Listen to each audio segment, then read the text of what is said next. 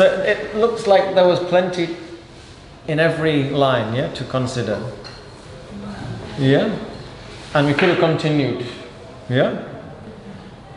Did you find just having the prompt, like, if you asked yourself the question, something popped up straight away? Was anybody surprised by any of their own, anything that they saw or noticed that maybe... No? Okay, when I did the exercise, and I was a bit surprised by a couple of things that came up. Share. Perhaps later, we spent a lot of time on that. Just one.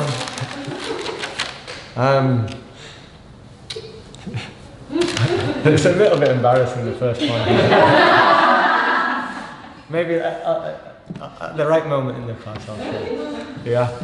Have been sowing bitter fruit, James. It wasn't that wasn't the one that I was. The bitter fruit. Just I think I can share that one without any inhibition. I think yes, I sometimes have a habit of overcompensating when I've been neglecting something. So if I get quite depleted, for example, then I can sometimes go overboard trying to catch up and overexert myself or eat too much or stuff like this. So if I get depleted, I can then, rather than steadily come back to the center, I'll kind of like, think I need to restore the center instantly, and then kind of, it's kind of like feast and famine type thing with regard to energy. Just with the life that I've been moving so much in recent years, that's definitely an issue. That, yeah. That wasn't the one that surprised me. But what can we take from this verse? What does this... What's quite... It's got 4 different sentences that are giving us 4 different pointers for useful inquiry. But I think we can say... We're seeing here that in the yogic message Kṛṣṇa is putting forward, it happens here in the thick of action. It happens in life. So action's where it's at. We don't need to go anywhere else to practice. In every little part of the day, we can practice yoga. And so I've said this many times, but yoga recognizes everything we do is training. Whatever we're doing, even the little things. So how do I do the little things? So the idea is like, if I do the little things in that wholehearted way, with awareness and attentiveness, then I'm going to be much more likely to have more awareness at my disposal when I'm in a more demanding situation. Would you agree? Yeah? So, how do we do the little things? You know there's that phrase in English, how do you want to meet your maker? Yes? Well, how do we meet our maker every day? What is our maker, you could say, is nature. We're part of nature, we're made of the stuff of nature. So how do we meet nature every day? How do we want to die? Let's practice. So when the time comes, we can do it like that. Have you ever got to a critical moment in life and then you realize, oh, I didn't quite do it as I'd like to have done? Why? You say, oh, well, I wasn't in that situation before. Yes, we were. We're always in that situation. So how we do whatever we do is training for how we're going to do the more demanding things in life. So sometimes, like Paramahansa Yogananda says, meditate like your hair's on fire. I think this is what he means. Meditate like it counts, like it's important. Like, take this moment. This is all we have. Honor it, savor it, relish it. So how do you want to live? Practice it. This is the basic yogic method. Practice how you want to feel. In a sincere way, in a wholehearted way. Give yourself permission to live like that. So, in some yogic lineages, there's the idea that you want to live your life like it's an utsava, which is the word for a festival. So some of you have been to India. There are many festivals, yeah? In Kṛṣṇa's life, there are many festivals. In his early childhood, when he's with the cowherd community, life is like a celebration. So around about now, there'll be the harvest festival in many parts of Europe, yeah? traditionally, or going back thousands of years, there were certain parts of life that were a lot more precarious, let's say. But there was also, I think, a lot more exuberance and enthusiasm about the simple things in life, because we weren't so busy. It was very normal, hundreds of years ago, to work really hard at certain parts of the year, and then other times of the year not to have to do a lot. Before the Industrial Revolution, everybody had plenty of quiet days, unless there's conflict going on.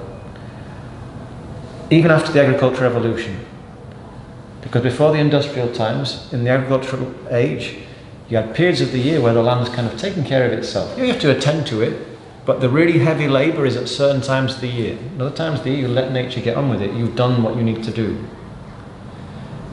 So, celebration is a really intrinsic part of existence. You see animals do it. Do you celebrate as much as you would like? Surya Namaskara, the sun salutation, is a celebration. So when you do the Surya Namaskara, do it as a celebration. Practice how you want to feel. Do it with gratitude, do it with exuberance, do it with enthusiasm, do it with curiosity. And then how do you feel after you've done a few Surya Namaskara? You're going to have a soul shakedown party this morning in the MCY yoga room, yeah? You don't need to go anywhere else. So how to do the little things?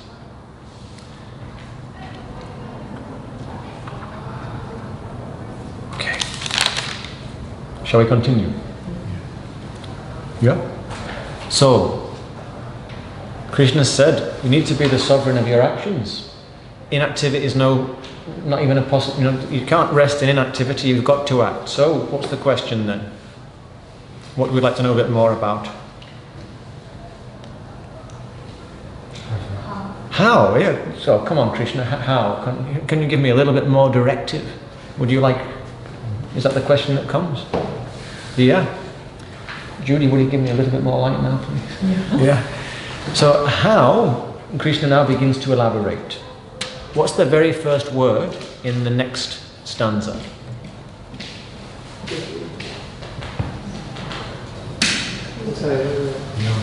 Yogastha. Yogastha. Which means established in yoga. Kuru is the imperative verb form of the verb kr, to do. Karmani is the plural of karma. So, Yogastha, established in yoga, do what you need to do. Do your actions. Act, established in yoga. So the first, very curious. In Sanskrit, you can construct sentences in lots of different ways. The word order isn't important because all the nouns are declined in different ways. But the first, after Krishna just said, actions where it's at, actions where you need to practice, Yogastha kura karmani. Do what you do established in yoga. Sangan Chaktva Dhananjaya. He calls him here Dhananjaya.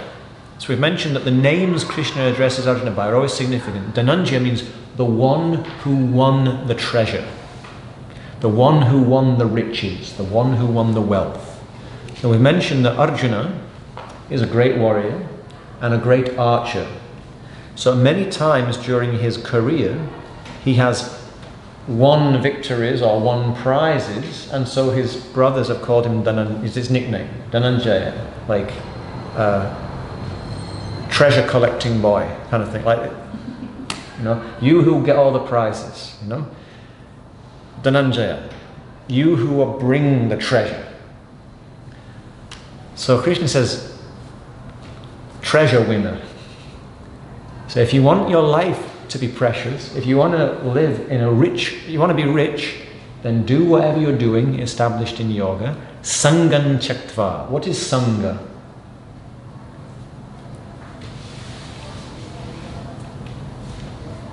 Don't hesitate. Yeah, no, say it. Like a community? So it's Sangha, it's connect, so it's the same word. So people talk about Sangha like a gather, we have satsang, we come together to explore Sat, what is. So Sang means to come together. So Sangam can also mean attachment. Yeah? So it can mean gathering, but it can also mean kind of being attached to something. If you sanga to it, it's like you connect to it, you're attached to it. Tyaktva means abandoning, going beyond. So, winner of the wealth, human being, if you want your life to be true, if you want to truly be a rich person, a person who's really wealthy, in the real broad sense of the word, then abandon your attachments and do your actions established in yoga. Siddhya siddhyo samo bhutva samatvam yoga uchyate. So let's recite this together.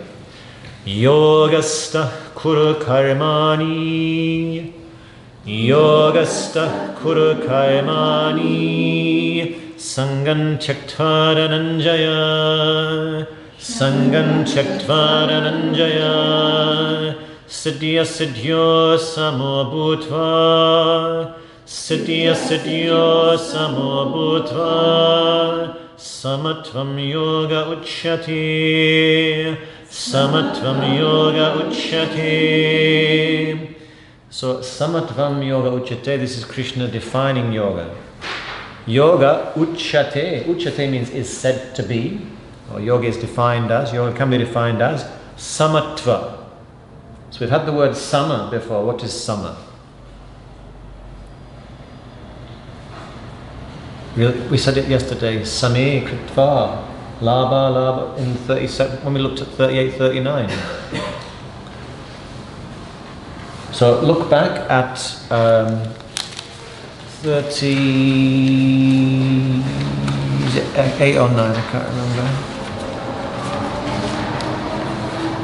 Yes, 38.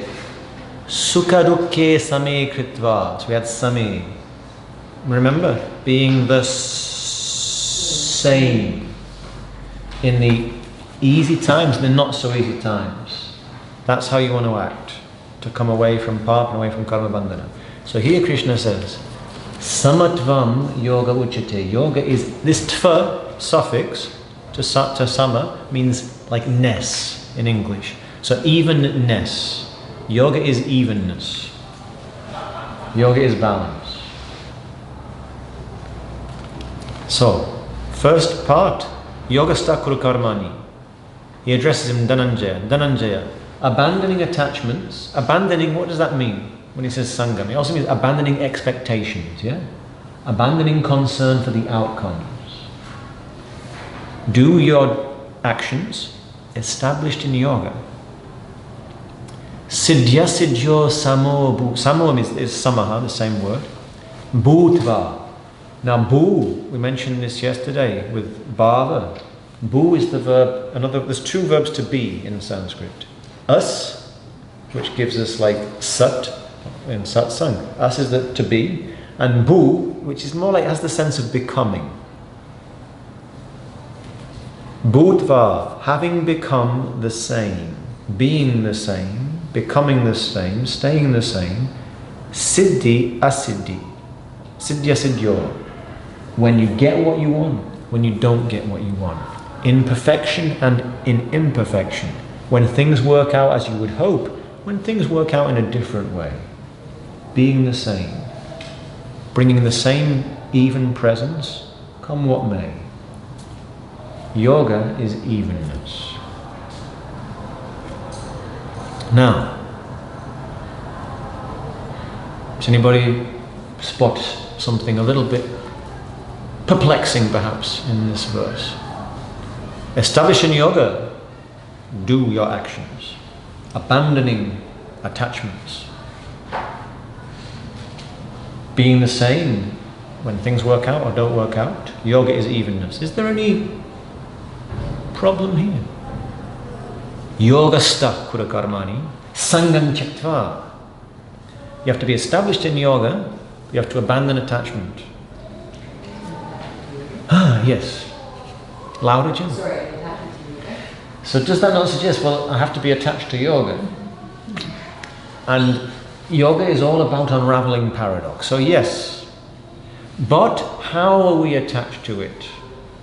It's yoga, it's evenness. So the idea is, we have to be attached to yoga in a yogic way rather than a sangic way.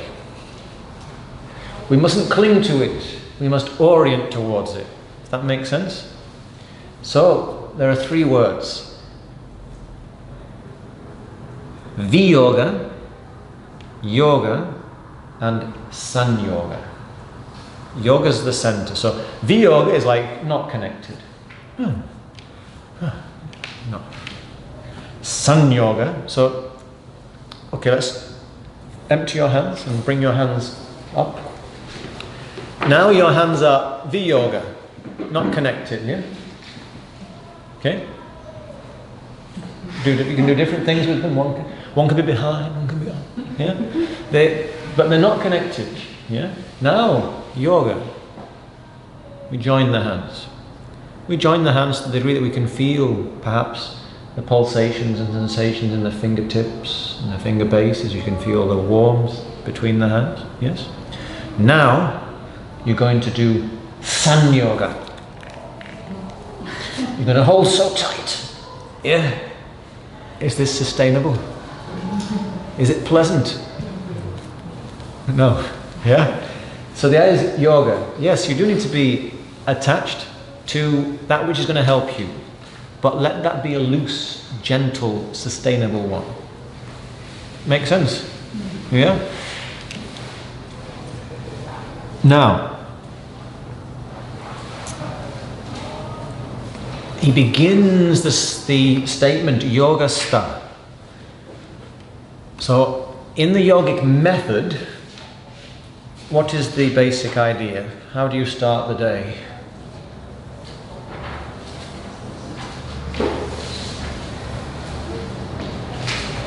The first step is half the journey, they say in India. So you start the day as you mean to go on. So the basic method in yoga is at the beginning of the day, as the sun rises, as you greet the day, cultivate the medistate. Invite yourself into a centered, balanced place. Yeah? And then when you come out from the center, just come back to the center as best you can. But start the day from the most centered place you can invite. Going back to the beginning of the chapter, when Arjuna doesn't know what to do, he says, Nayotsya, I will not fight. So he's feeling fevered, he's feeling torn. He doesn't go careening into action. He stops and becomes silent. And so he gives himself chance to come back to a more centered foundation from which he can then act, perhaps a little bit more skillfully. So in terms of daily routine or daily practices, the idea, yoga sta kuru karmani. First, just establish yoga as best you can. So this could be with a formal meditation practice in the morning, but also through the day. We spoke yesterday a little bit about inviting that spaciousness. So the idea is when we practice meditation, we invite all the different parts to just sit together and tune in to the center. So we tune the orchestra and then we can play a beautiful movement more easily. If we don't take that moment to tune the instruments, it's not very easy to play in a congruent way. On Thursday or Wednesday, I think everybody admitted that you've had the experience that you go to bed one day resolute on a certain thing, and then tomorrow you wake up and you can barely remember what you were resolute on. Yeah. So taking a little moment to just check in, how do I want to be today? What do I want to experience today? What do I want to share today? And to invite oneself to come into that state of meditativeness or centeredness, of cohesion as best as we can. And not to be negligent about that, to recognize, well, Krishna's already told us, it's very easy to get spun out by the myriad wonder of life. There's so many different things pulling us in different directions. So taking a little moment or two to center and tune and remind ourselves how we want to engage with the world. Remind ourselves of the miraculous possibilities that are awaiting as every moment unfolds. We set ourselves up to be able to act that little bit more easily and skillfully. Yes? So yoga is defined here as samatva. Yoga is evenness. So you could say, it's through the day, at the beginning of the day, pause and gather. Invite the Gopala energy. Am I acting in a way that is supporting the robust, resilient experience of centeredness? Am I inviting all the parts to cohere and be mutually supportive? Am I inviting energy and intelligence to flow in a free, balanced way? If I'm not, what can I do about it? Yeah? So to start the day like that, invite things to move in a balanced, easy way. Yoga Stakurakanik. First, establish yoga as best you can. And then act from there. And through the day, perhaps, it could be a wonderful habit. Now and again, just pause and check and remind ourselves, how do I want to be? Where am I in this experience? Am I living this moment as I would really like to? And if not, why not? Because it is up to me after all. And if I want to be happy, and I want to be joyful, and I want to experience and grow and learn all the richness of life, well, why wait? And if I am waiting, I can gently, patiently invite myself to stop waiting and show up now a little bit more fully than I perhaps have been. Yeah?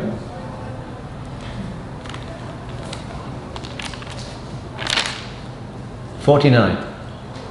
Durena hyavarang karma, durena hyavarang karma, buddhi yoga dhananjaya, buddhi yoga dhananjaya, buddho shranamannviccha, buddho shranamannviccha, kripanav parahitava, kripanav parahitava." So here, Krishna uses this word durena, which is kind of like an emphatic word. It means by far. And avaram means kind of inferior.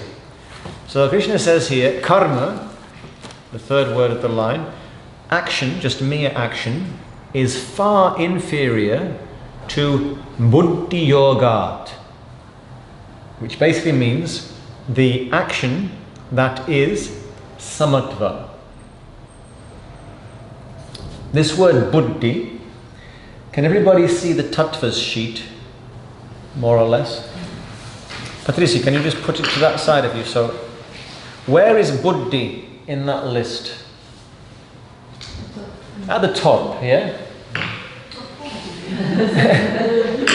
So, samatva, if there is evenness through all those parts, the idea is the buddhi, which is the discerning part of the awareness, then its potential to reflect clearly what is happening is accessed that much more easily if all the other parts are in a cohesive, balanced state.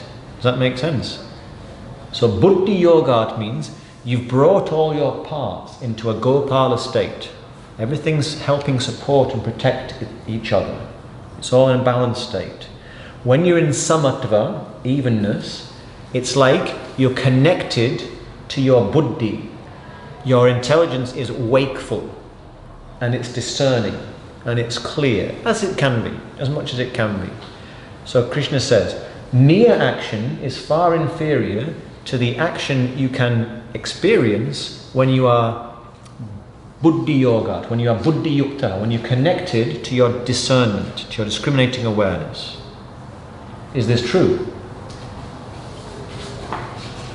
If you're in a balanced state, do you act more skillful than if you're just kind of like negligent and torn and conflicted? It can be a huge difference, yeah?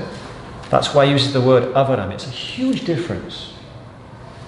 Just when we give ourselves fully to the thing, it can make a big difference. So, this is, I don't know why this is, but for example, very simple things. Like in some traditions in India, people wear light clothes or white clothes. One of the reasons is because if they wear white, it makes them be careful about how they interact with food.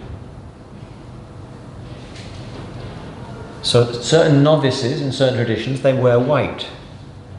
Because if the turmeric splashes, you know, or the pomegranate juice splashes, it's not a joke getting it out. So it invites them to be attentive. And then people say, oh, how do you keep the clothes so clean? Well, it's not a mystery. Buddhi yoga, doing it in a connected way. Yeah? Similarly, how we move. Yeah? Sometimes people report, they start doing yoga and they notice when they close the drawer in the kitchen, they don't crash it closed anymore. They just use the appropriate effort. Have you noticed things like this? When you start to do a physical practice, it can help you be a little bit more conscious of how you lift the bag up onto the shelf in the train or things like this. Yeah? Same idea, going back. Everything we do. But the idea is, it's validating. When you do things with more awareness, the action becomes more nourishing. Buddhau sharanam anvicha. Anvicha means seek or search or look for. Sharanam means refuge. He says, seek refuge. Buddhau means in buddhi, which basically means in samatva. So seek refuge in that discerning, attentive, integrated approach to what you're doing. And if you feel lost, maybe pause and check. Am I giving myself space to meet this challenge with all of myself? Or is my mind racing to a conclusion that it's actually stressful? Could I step out of that fiction and give myself more space to meet it with more of myself and avoid this fictitious, unnecessary overwhelm? Does that make sense? So take refuge in your own discernment. And the idea of your discernment is the fruit of bringing all of yourself into play. If we have, for example, a difficult decision to make, why do decisions get difficult? Because you know the answer. Because we think about it too much, yeah? Our body, our senses, different parts of our intelligence tell us. But sometimes we resist that. And once the resisting becomes a habit, then we can get into this over-analyzing. So, I would even, like some of us, we get taught this at school, yeah? Did you get taught cost-benefit analysis at school? No, you're lucky. But sometimes I was taught that you do a cost-benefit analysis, you weigh up the pros and the cons. Now, weighing up the pros and the cons is very useful in some types of decision in life. In other types of decision, it's not at all adequate, because the intangible consequences have much graver weight and import than the things we can put down on a scale. Yeah? So, take refuge in integration. When he says Buddhau Sharanam, take refuge in buddhi, it means the buddhi that comes from samatva. It means when you bring all the powers of your awareness into balance, so then your discerning awareness gives you the clearest possible picture that is accessible for you at this time. So take refuge in that. Is that clear? Mm-hmm. Yeah?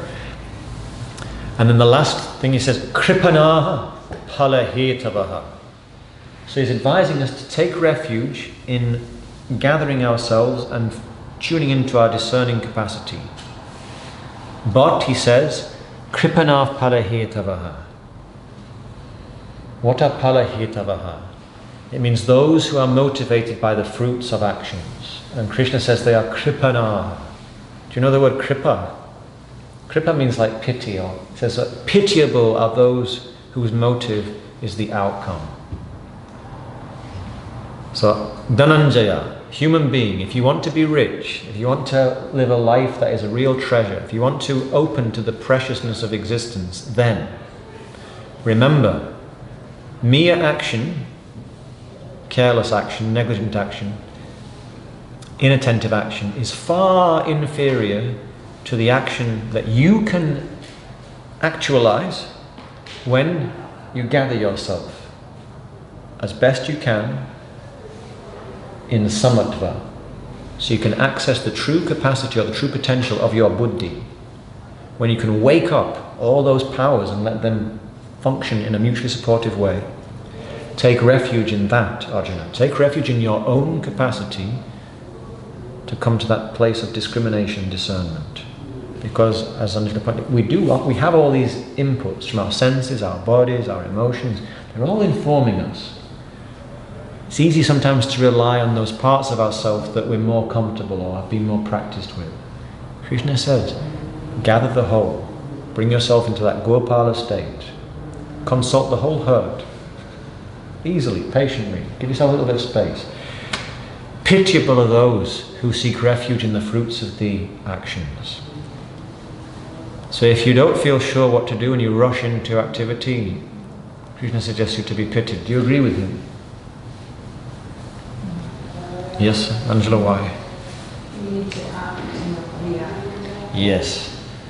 You need to be happy in what you are doing, because the outcomes we never have complete control over the outcome. Yeah? Is this true? The world is so full of so many billions of energies and forces. This is true, yeah? Sometimes the most simple thing doesn't work out anything like I would have imagined. Yeah? So if we think we can control a situation, we're setting ourselves up for what? Disappointment, yeah? So rather than thinking that the outcome is going to be your reward, let the action itself be your reward, by doing it in a way that nourishes the whole of you. Yeah? James. Yeah. So when you care a lot about what you do, Yeah. it's pretty hard, to care about the outcome. If you can watch the things you gave your life to broken and stoop and build them up with worn out tools, yes. If all men count with you, but none too much. Yeah. So this is coming. Okay. Yeah. If this hasn't been answered more fully by the end of tomorrow's session, because Krishna's going there, so I think we'll leave it for the verses, but... That's what you said last night as well, wasn't it? Yeah, but we've still got... No, I asked another question last night in Carnival home and James went, Krishna's got it covered. Yeah. We've still got 22 verses. So the 50th... he's going to begin to answer this during in the next verse. Cool. It's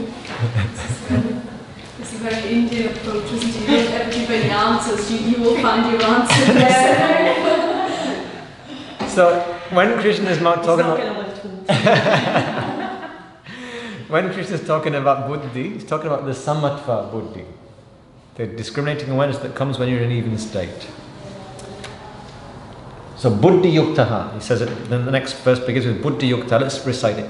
Buddhi yukto jahatiha, buddhi yukto jahatiha, ubbe sukrita dushkriti, ubbe sukrita dushkriti, tasmad yogaya yudhyasva, tasmad yogaya yudhyasva, yoga karmasu kausharam, yoga karmasu kausharam. So you might notice the end of this verse again with yoga karmasu kausharam. This is Krishna kind of completing his definition at this point.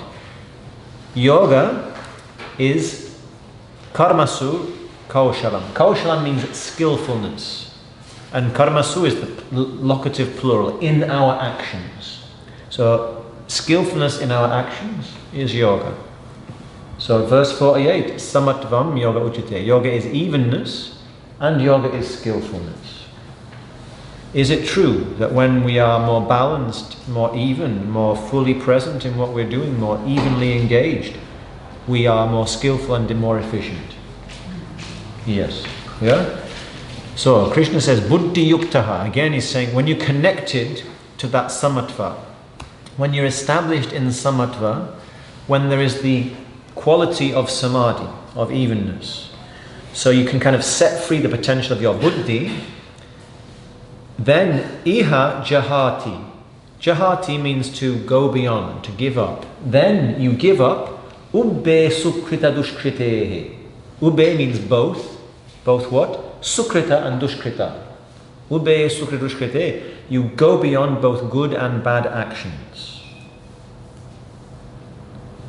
Tasmat, we'll talk more about what that means in a moment. Tasmat, therefore, yogaya, for the sake of yoga, yujyasva, engage, fight, struggle, make the effort for the sake of yoga. Yoga is skillfulness in the things that we do. So, when we are connected, when we are yuktaha, yukta is it's from the same verb as that gives us yoga, so when we are connected, joined, when we're connected to that conscience, that discriminating awareness, and we've brought about samatva, then we can go beyond both good and bad actions. What does that mean? It's the nuance, yeah? So, for example, when we are in that yukta state, that's a state of balance and harmony of space. That's a state in which energy, or the force of nature, or the force of life, can circulate freely. So life force and intelligence can circulate freely in us, so we can bring our optimal capacity to the situation or challenge at hand. If, I want to do it good, I want to do it well, I'm scared I'm going to do it badly, how will energy and information flow then if we're thinking, I need to do it good, I can't do it bad? It won't flow, yeah? So as we go beyond good and bad, and we get into the just doing it, we get into the free-flowing energy, or free-flowing intelligence. A good and bad outcomes, because they're judgments. Yes. So the idea is we go beyond. Now imagine you are in a situation and something is asked of you that is normally something you would think would be a terrible thing. But in this situation, it's the absolutely appropriate thing to do. If you are overly concerned with good and bad, what will happen? You will hesitate and you won't do what you need to do in that moment. So you go beyond good and bad and you can act as a force of nature. You can act as a force of dharma. Yes, Angela? So that's a sort of quite unique, like, you could then interpret that in your own way if you weren't careful. Yeah. Definitely. You could be like, that's I'm doing it for nature. Definitely. Yeah. Yes, and honesty. Yeah. Yes, not all of these teachings are dangerous. Yoga is a power tool. You have to use it with discrimination and honesty and appropriateness. It's all about appropriateness. But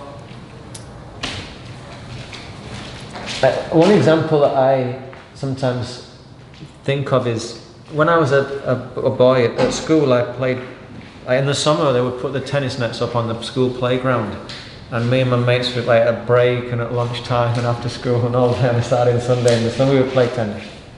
And there were some, school tournaments and whatever. And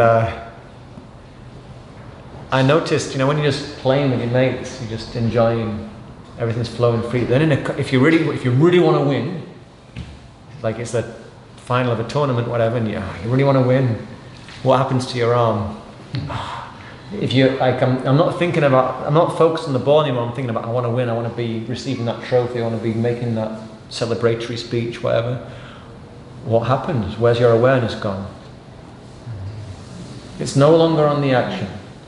So the idea is, when you get caught up with good and bad, it takes you away from actually doing things as best as you might. Does that make sense? Another thing, for example, have you ever tried to impress somebody? So let's say, you meet somebody, or you think, oh, I'd like to talk to that person, but I want to make a good impression. And then how will you likely act? Not in as fluent a way as normal, yeah? So when we get concerned with good and bad, often we impede the flow of energy and intelligence. Because we're judging ourselves before we've even done it. So we're going into evaluation mode before we even got into the actual doing of the thing. So when we care not about the outcome, but we respect the primacy of the moment, by giving ourselves to the moment as best we possibly can, then the best outcomes will come, whatever they may be. And the magic is that when we do that, the action becomes its own reward. When we really care about something, it can be very challenging to not be concerned about the outcome. So this makes it what? A very good arena for practice. Why am I doing what I'm doing? And use that as an arena to practice being buddhi yuktaha. Where am I in this? How can I make what I'm doing its own reward? And the evaluation can come afterwards. If I need to shift, or if I'm not getting the outcomes that I need in my life, then perhaps I need to also do some additional things. But when it's time to plan, when it's time to strategize, we can plan or strategize. But in the doing of the thing, give ourselves that space. Not to overthink things, or over-evaluate, not to get caught up in the good or the bad. Now, from Krishna's life, there's so many examples of this. Krishna frequently breaks rules for the sake of dharma. So there is a tyranny on the land, yeah? There are these rulers who are doing all sorts of evil. They're murdering and raping and enslaving. Plenty of that is going on in some of the kingdoms in India at the time of the Mahabharata. And Krishna and his allies, the people that he is siding with, he knows that they might not be perfect, but they're not going to go into that type of extreme bad behavior if they're in charge. And so Krishna wants the Kauravas to be ousted and the Pandavas to take over. He tried everything to avoid war. For a long, long time he tried so hard, so many ways, to bring harmony. His whole life was committed to taking away this adharma. But sometimes that required him doing things that ordinarily you might say were bad. Krishna breaks the law to uphold the spirit of the law.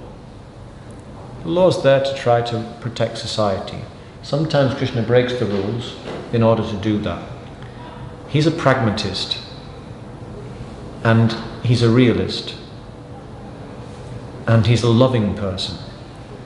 So his love is so great that he will do things that risk condemnation for the sake of the wellness of the whole. And many times he does things that people might hesitate about, but he doesn't, because he's allowing his intelligence to flow without that impediment. Does that make sense? Now, as you said, Angela, these are dangerous teachings, but it's all about discernment. It's about connecting to buddhi, checking in with all of yourself. What's really the appropriate thing here? And he says, Tasmad yoga yujasva, engage for the sake of yoga. So this is the idea of how to act. If dogma and ideology are so dangerous and they can lead me astray, lead me away from Dharma, what do I need to orient to? Yoga, the center. Make yoga, harmony, inclusion, make that your aim. that's something that will constantly be evolving as life evolves. It's not like a fixed thing. It's a thing that will, it's a principle rather than a rule. Yeah? So,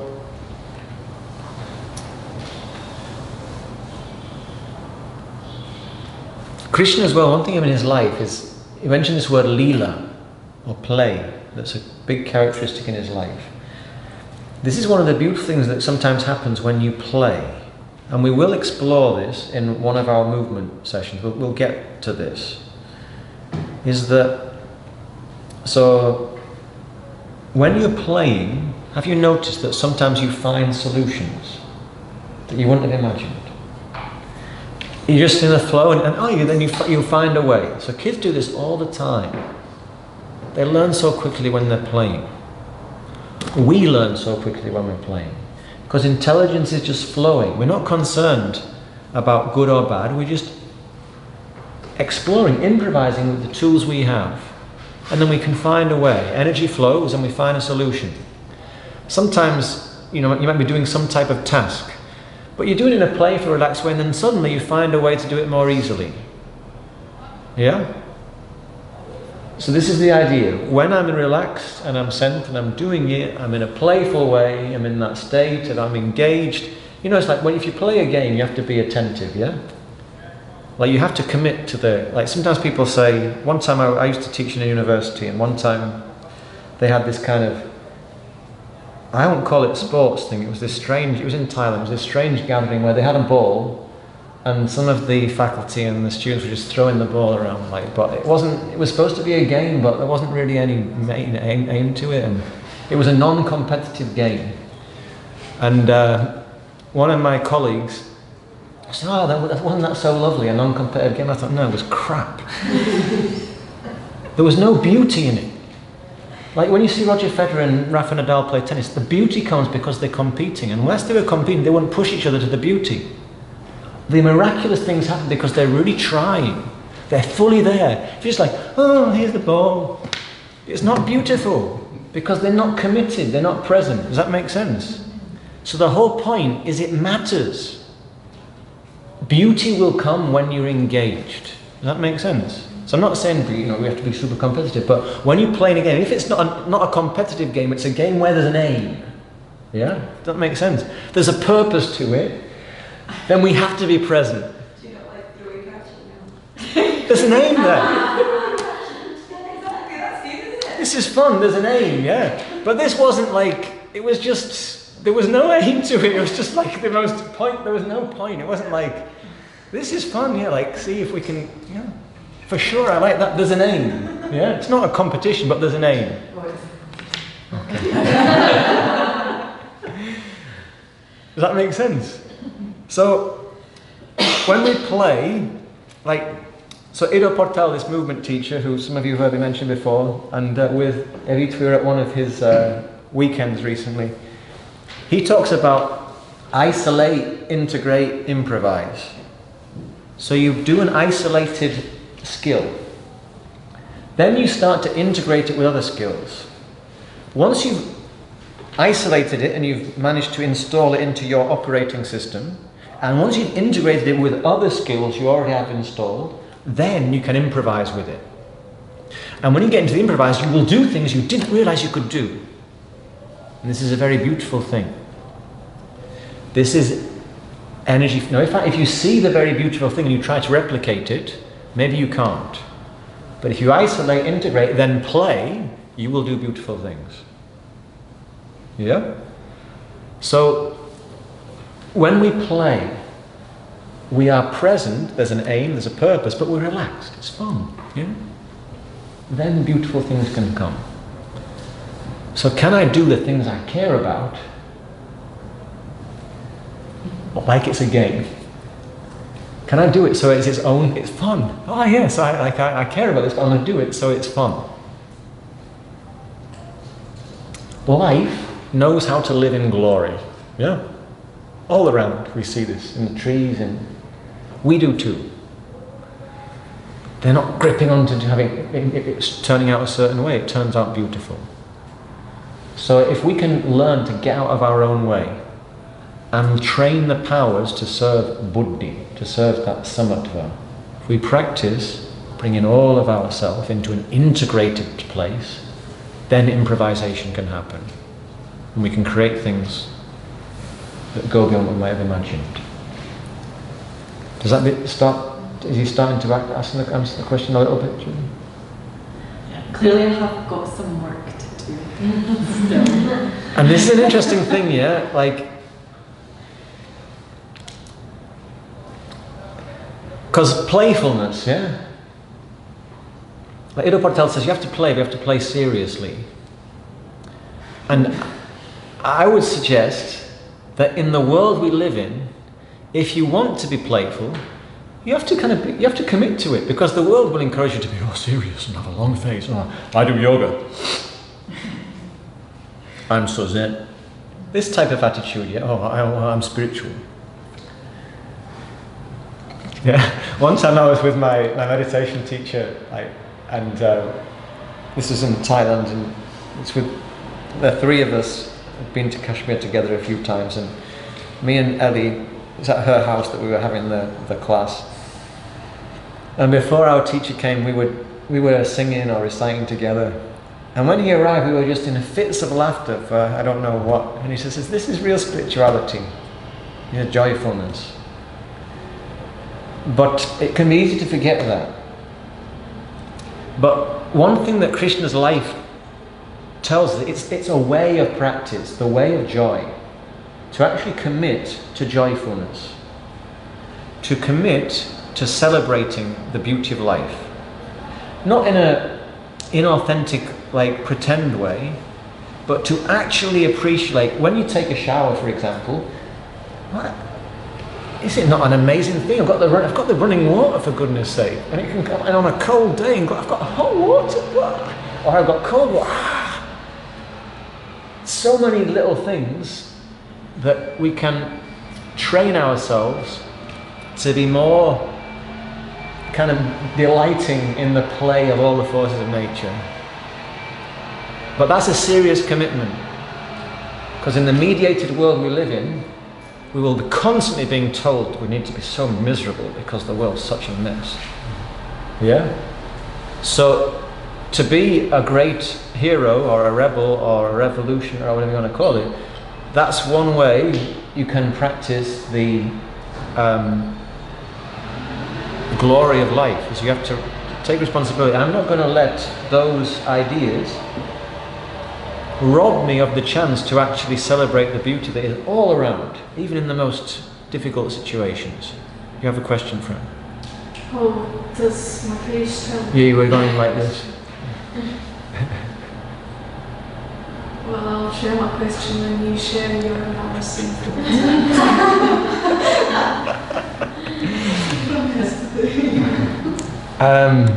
Not quite the moment yet.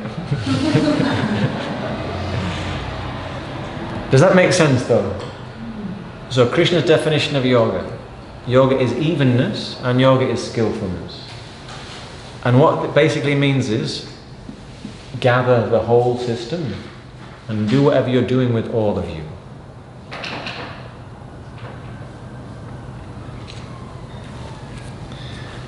Shall we continue? Should we do one more?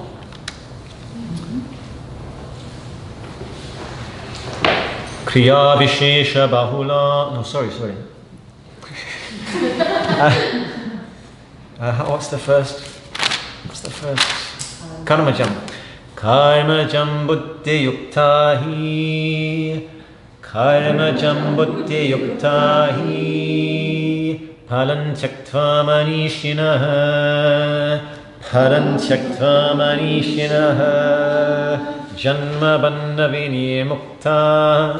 Janma bandha vinirmukta. Parangacchantanamayam. Parangacchantanamayam. So here Krishna says, he mentions buddhi yuktaha. This is the subject of this verse. Buddhi yukta means those who are connected, those who are in that samatva state, those who are yoked to their buddhi. They've brought all the powers into cohesion, so the buddhi is operating at its optimal capacity. And he uses the last word of the first line to further qualify the buddhi yukta, the people who are connected like that. He talks about them as manishinaha, which means they are wise. They are using their intelligence in a wise way.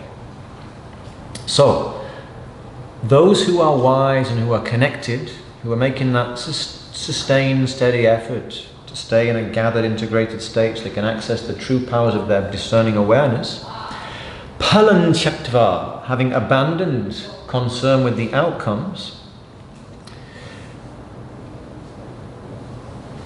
born from actions, karmajam, janma bandha vinir muktaha. Do you know the word mukta or mukti? What does it mean? Freed from, they're liberated from. They're freed from janma bandha, from the bondage of birth. Padam, which means a state, gachanti, they go to anamayam. They go to a state which is free from perniciousness, which is not painful. They go to a state in which it's free from dukkha. It's free from... basically what he's saying here is like, maybe you've heard this, like the word, Sanskrit word sukham and dukkham, you can split them in many ways. Now one way that sometimes people interpret them is sukham, it refers to when you're going along in a carriage or a chariot and it's bumpy. When the axle is not particularly well balanced, then it's a dukkha ride. You imagine on an old cart, if it's not particularly aligned, every time you go over a bump, it's a bone cruncher, yeah? So, the anamayam state basically means where? Living in the hub of the wheel. So, everything's going around you, you can appreciate it all, you can experience it all, but it doesn't jolt you, it doesn't throw you off center. Yes, you experience the challenges, the difficulties of life, it's all very real. You experience the sadness, you experience the losses, but it doesn't rob you of your center. So he says, the wise ones, those who use their gifts of miraculous awareness with wisdom and discernment and stay connected and integrated, who make that effort to gather all the powers, they become free from the bondage of birth. What does that mean? The bondage of birth.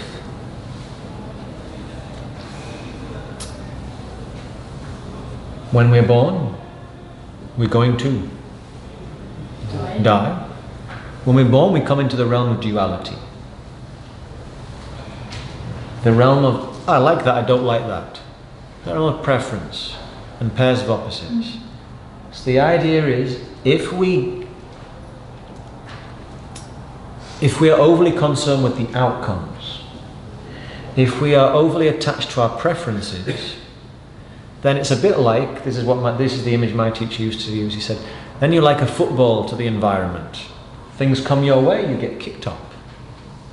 Things don't go the way you like, it's not in accord with your preference, like you're smashed down on the ground or kicked into the goal, kicked onto the crossbar. And the jolts of life, they can really afflict you. Yeah?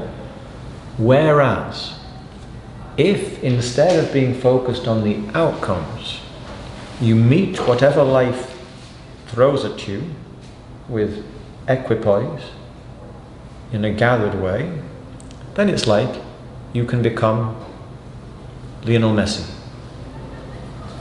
No, I thought that was a joke. I know. No, he's supposed to be the best football player in the world. Okay. Then instead of being the football, you become the player who's enjoying the game. Yeah? Never mind. So rather than being a football to the environment, being kicked up and kicked down, you can just be in the center. Okay? That makes sense, yeah? Never mind football players. Okay. So you can live in a congruent space in the center of the wheel. So, what's the recipe? To live in a place that is anamayam, free from suffering, cultivate the medi state. Cultivate yoga asana, the state that is sthira sukham, that is sustainably of a good vibration, that is sustainably agreeable. So how do we sit on the seat of yoga? How do we sit in the seat called asana in our day-to-day life? We have to abandon concern for the outcomes and instead fashion a seat within us that is actually comfortable for us. Do our actions in such a way that they're their own reward. That I know that I've engaged in a way that was my appropriate action, and so if the outcome might be whatever, but I know I did what I needed to do in the appropriate way. Yeah? Mm-hmm. So we establish ourselves in evenness as best as we can. And we don't give permission to the externals to rob us of our center. This is something, there have been situations in my life where I have allowed, so coming back, I'm still not getting to the one you asked for, Fran, but is there a place where I've been overly concerned with the fruits?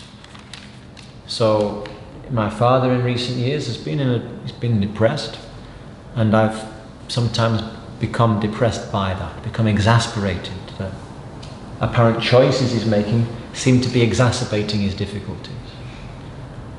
I've been overly concerned with a specific outcome. And what happens? I set myself up for needless pain. I give permission to an external situation, my father's choices about how he uses his energy, to drain my energy. In other words, I abdicate sovereignty to somebody else. So in yoga they tell you need to become independent.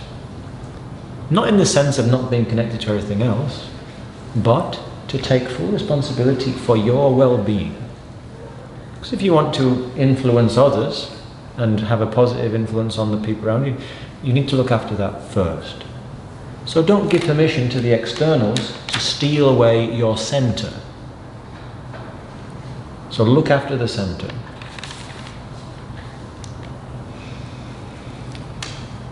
When you're centered, so Krishna is saying here, when you're buddhi yuktaha, you go beyond